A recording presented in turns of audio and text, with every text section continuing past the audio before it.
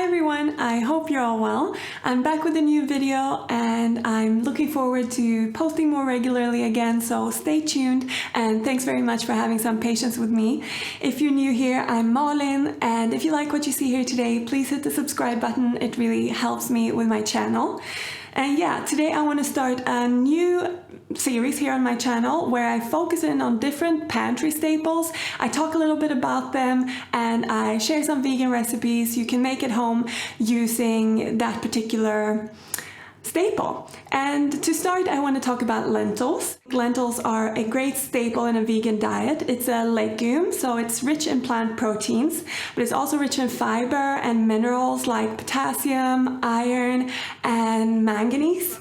And you can buy them pre-cooked or dry. Obviously, pre-cooked are great for convenience, so it could be good to keep some in the pantry, but personally, I like to buy them dry. It makes them super affordable, and they are really easy to store in an airtight container. They last a really long time in your cupboard, and they're pretty easy to cook as well. You don't actually need to soak them like you would a bean, for example.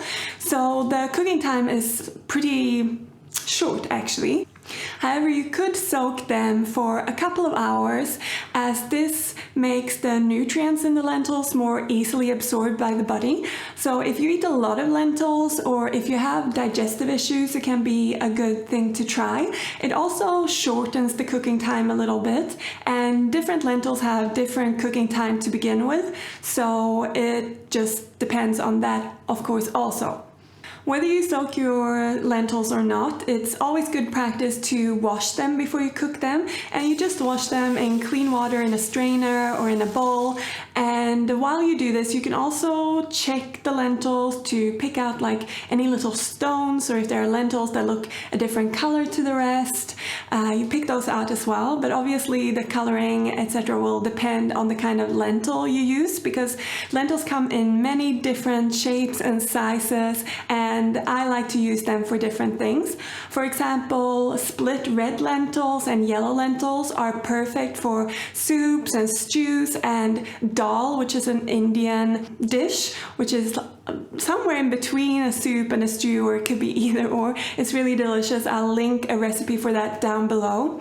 And you can also even make hummus from cooked split red or yellow lentils, which I've seen plenty of people do. I haven't actually tried it myself though. And there's also green lentils or brown lentils, and within that family is also a French lentil called pouille.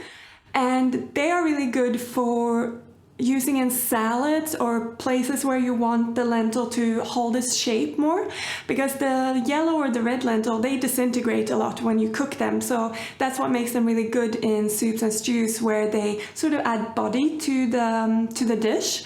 And the green lentil or the brown lentil instead, yeah, they hold their shape. So if you make like a bolognese, or if you want to use them to make a burger patty, for example, which I'll show you later, it's really good as they keep their shape. You have that texture in the dish. And then another one of my favorite lentils are beluga lentils or black lentils, and they also hold their shape really well. They add a nice bite to the dish, and again, they're good to use in stews or sauces like bolognese, where you want that little bit of a bite.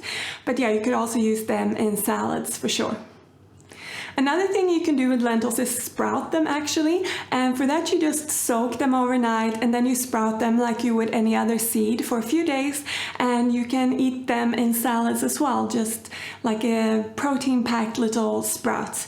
And yeah, I'll leave lots of my lentil recipes linked down below. And now I'd just like to show you 3 different recipes or ways to use lentils that I like to do in my kitchen on a weekly basis, and I hope it will inspire you to cook more lentils at home. This video is brought to you by Skillshare, a long-standing sponsor of this channel, so a big thank you to them.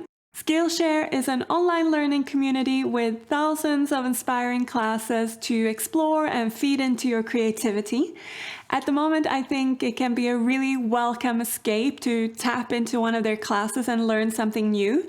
It can be anything from new styling and photography skills, which is welcome in what I do, but also things like pottery and other crafts, graphic design, illustration, drawing, creative writing. There's so much to tap into.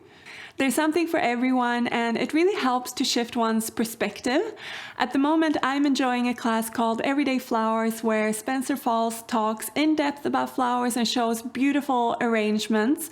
And what drew me to that class is that he has a section on dried flowers and making arrangements that will last a long time. And this really taps into my love for sustainability, and also because I'm a little bit of a sucker for the dried flower trend, it's something that I wanted to learn. And I also find it really relaxing to see Spencer make beautiful art using different shapes and colors of natural materials.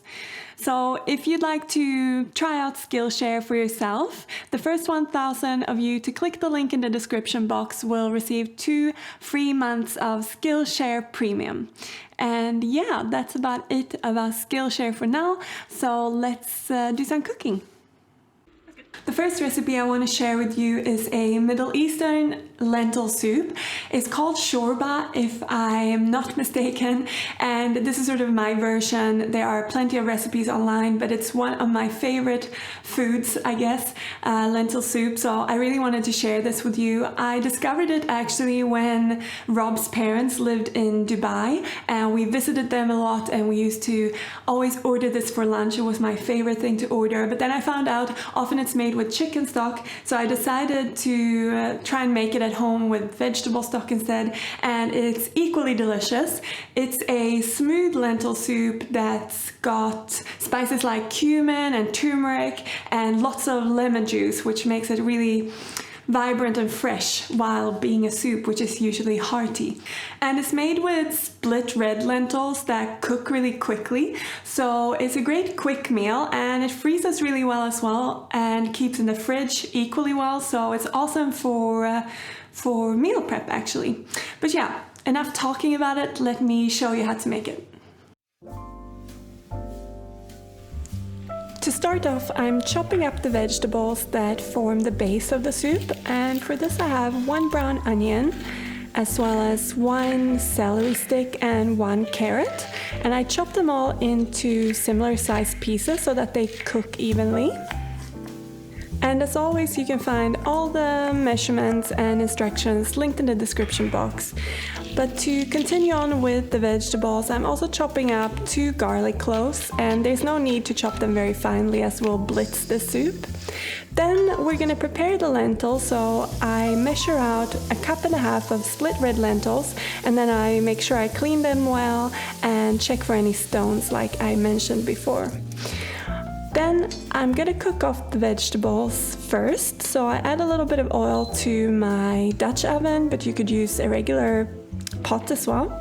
And I pop the vegetables in there with a pinch of salt, and I saute them for a few minutes until they're nice and glossy. And then I add the garlic and saute for another minute or 2 until it's nice and fragrant.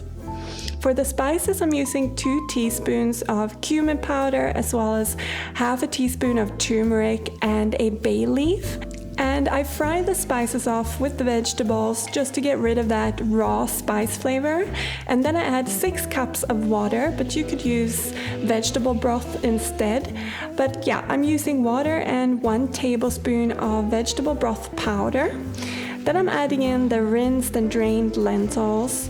And then I just season with a little bit of salt and black pepper, and it's ready to simmer away. So I just bring the whole pot to a boil, and then I turn it down to simmer and leave it to do its own thing for about 20 minutes.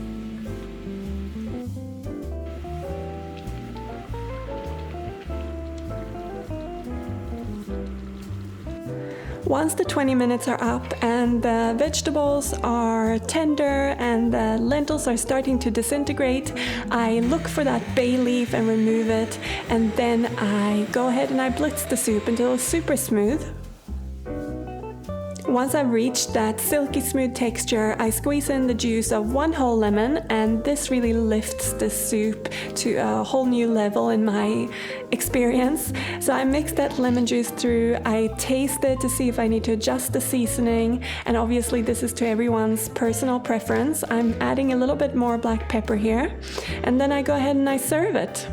And And this amount of soup is enough for about 3 to 4 people, but you could easily double up this recipe. And I like to serve mine with some fresh chopped parsley, as well as some toasted seeds and lemon wedges on the side for a little bit of an extra squeeze.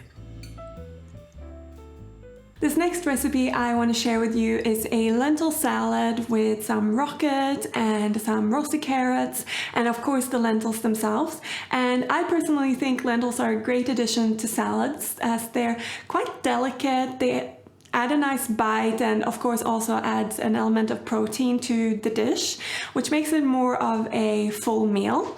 And if you want to add some interest to the lentils themselves, you can actually cook them with some aromatics like onion or garlic or stock powder, even soy sauce, spices, bay leaves, which I will do in this recipe and show you what I like to cook them with as well. This will of course add a lot of flavor to your salad even before adding any dressing or any other component. And I always like to flavor things in layers, so you have the flavors building from the ground up. And this is really great to do as well if you wanted to make a lentil salad as a side. Then you have all the flavors in the lentils. You can maybe spruce it up with some fresh herbs, some lemon juice, salt and pepper. And yeah, of course you can have that as a side. But today I'm going to show you how I like to make a main dish kind of salad. So yeah, let's get into it. To start this recipe off, I'm preheating my oven to 200 degrees, and this is to prepare for the roasted carrots. And actually before I do that, I soak some beluga lentils, but this is not necessary, but I like to do it for myself. And yeah, I just pop them in a glass or a bowl and add water to them and let them sit for about an hour. And then I go ahead and I drain and rinse them. But if you were using them from just dry straight off the bat, you just rinse them really. And then I add them to a pot. For this recipe I'm using 3/4 cups of lentils, and I'm also adding in 1 teaspoon of stock powder as well as 1 bay leaf. Then I go ahead and I pour in 1.5 cups of water, and I cover it with a lid, bring it to a boil, and then turn it down to simmer and let it go like this for about 20 to 25 minutes until the lentils are tender. In the meantime, while the lentils are cooking away, I prepare the carrots. So I like to chop mine into these little matchstick shapes, and I pop them onto a baking tray. I drizzle them with a little bit of olive oil, but you could use any kind of oil you'd like, and I sprinkle some salt and pepper over them. I give it a good mix before I pop it in the oven for about 25-30 minutes, or until they're tender and nice and toasty on the outside.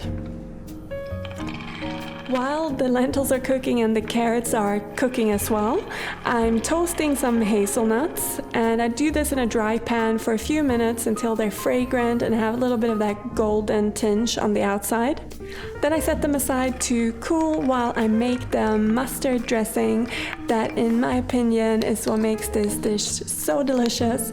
So I start off by adding 1 heaped tablespoon of grainy mustard to a bowl, along with 1 tablespoon of olive oil, 1 teaspoon of maple syrup, 1 teaspoon of mixed Italian herbs, 2 tablespoons of apple cider vinegar, a pinch of salt, some cracked black pepper, and 2 tablespoons of water. Don't worry, all the ingredients and measurements are linked down below. And then I just mix it all up to combine. Finally, I'm chopping 1 small red onion to add to the dressing as well.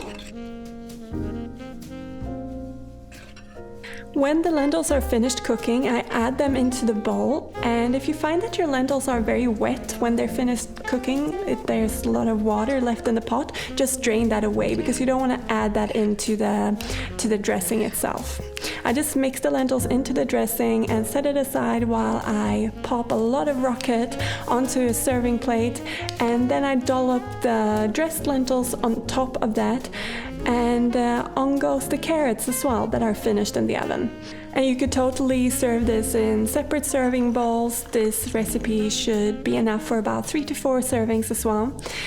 But yeah, to finish off the salad, I sprinkle some of those toasted hazelnuts over it, as well as some dried cranberries for some sweetness. And that's the beluga lentil salad done with a delicious mustard vinaigrette.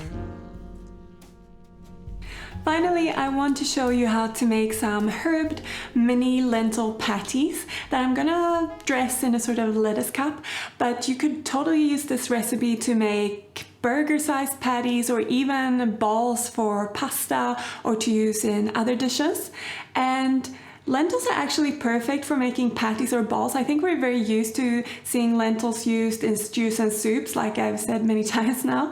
But yeah, like I said, it's perfect for lentils and balls. I like that they add a nice bite. Personally, I like to keep some whole and then puree some, so that some help with the binding and then the others give a little bit more texture to whatever it is that you're making.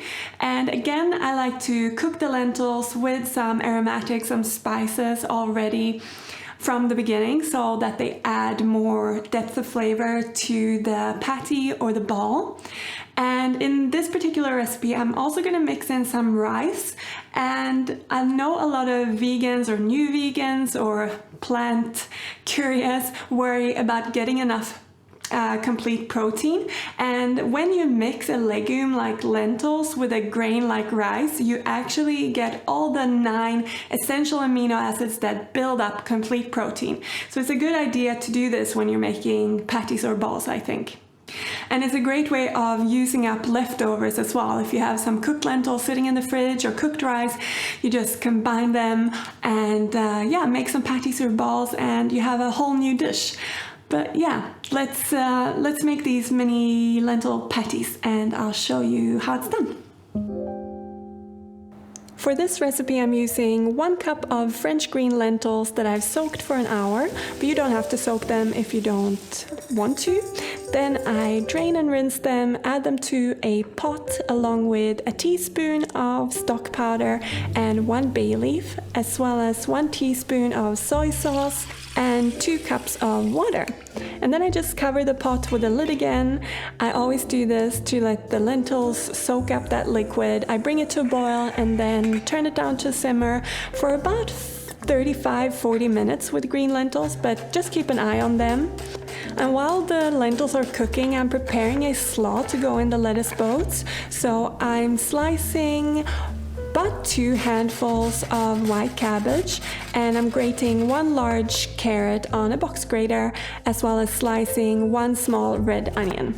And this forms the base of my slaw, but I'm also adding in some fresh parsley for some green and some more flavor.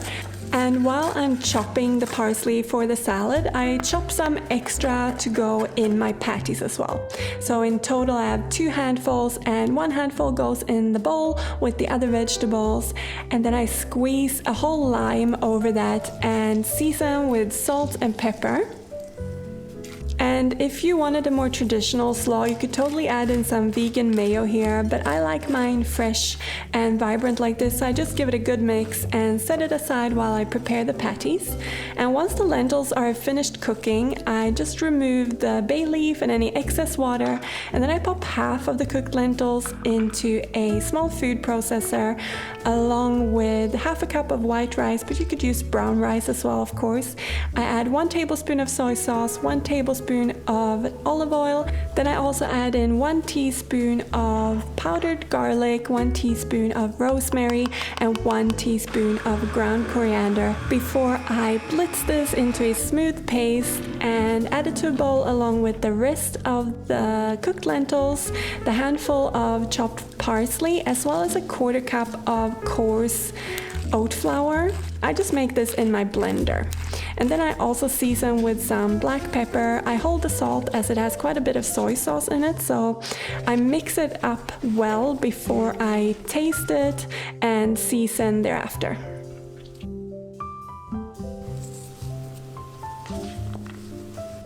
Once the mixture is well combined, I create mini patties, and yeah, I just take a golf ball size of the mixture and I shape it into a small patty and set it aside. And this mixture makes about 15 of them. I'd say it makes about 8 or so lettuce boats. And once they're all shaped, I heat some oil in a skillet and I start frying them off on each side for about 2-3 minutes until golden. Some of you might feel that this is good enough to cook these patties because nothing in them really needs cooking.